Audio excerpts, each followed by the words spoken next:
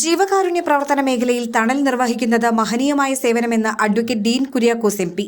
തണൽ palliative care സൊസൈറ്റിയുടെ കീഴിൽ ചെറുവട്ടൂർ കവലയിൽ ആരംഭിച്ച തണൽ പാലിയേറ്റീവ് കെയറിന്റെ 31ാമത്തെ യൂണിറ്റ് ഉദ്ഘാടനം ചെയ്ത് സംസാരിക്കുകയായിരുന്നു അദ്ദേഹം.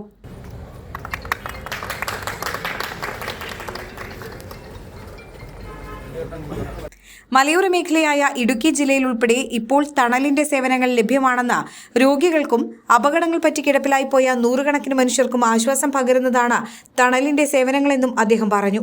Rahma charitable trust chairman EM Asainar master അധ്യക്ഷനായിരുന്നു. Block panchayat president PAM Basheer palliative ഉപകരണങ്ങൾ ഏറ്റുവാങ്ങി. തണൽ പാലിയേറ്റീവ് കെയർ ജില്ലാ രക്ഷാധികാരി ജമാൽ പാനായിക്കുളം മുഖ്യപ്രഭാഷണം നടത്തി. നെല്ലിക്കുഴി ഗ്രാമപഞ്ചായത്ത് പ്രസിഡന്റ് PM മജീദ് തണൽ ചാരിറ്റി ബോക്സ് വിതരണോദ്ഘാടനം നടത്തി. വോളണ്ടിയർ ബാഡ്ജ് വിതരണം ഗ്രാമപഞ്ചായത്ത് മെമ്പർമാരായ MV റജി, വൃന്ദ മനോജ് എന്നിവർ ചേർന്ന് നിർവഹിച്ചു.